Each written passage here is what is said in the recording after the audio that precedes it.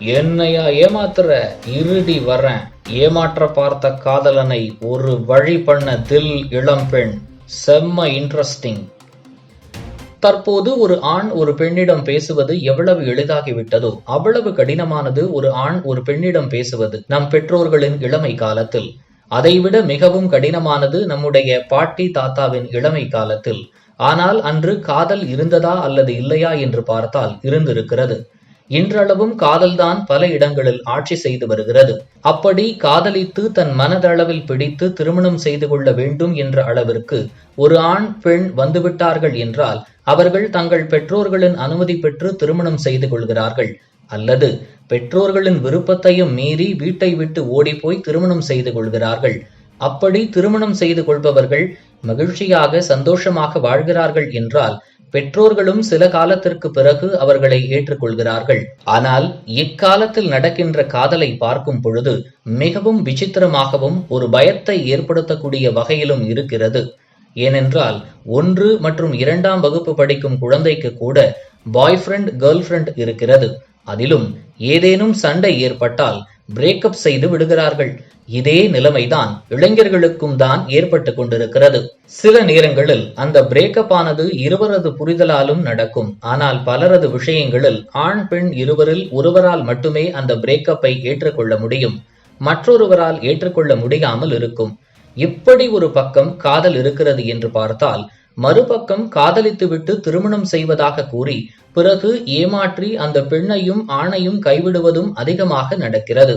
அந்த வகையில்தான் இது போன்ற ஒரு செய்தி தற்போது வெளியாகி இருப்பது பெரும் பரபரப்பை ஏற்படுத்தி உள்ளது.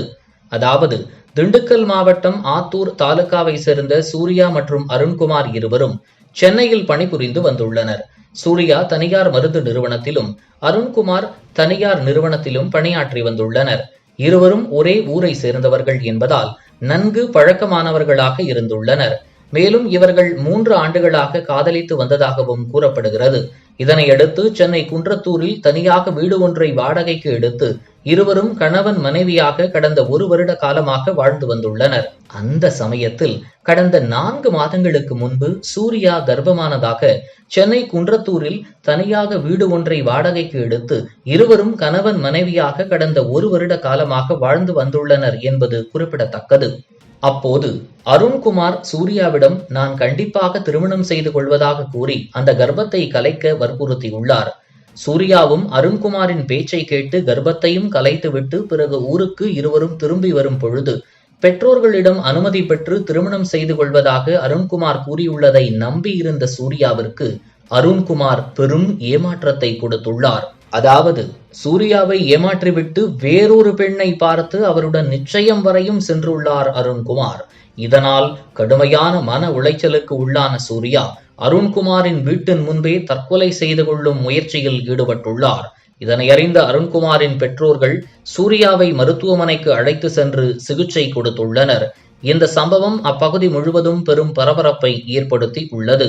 மேலும் இதற்கு சமூக வலைதளங்களில் இதுபோன்ற சம்பவங்களாலே பெற்றோர்களால் காதல் திருமணத்தை உடனடியாக ஏற்றுக்கொள்ளாத நிலை இன்றளவும் நீடித்து வருகிறது என கமெண்டுகள் முன்வைக்கப்படுகிறது.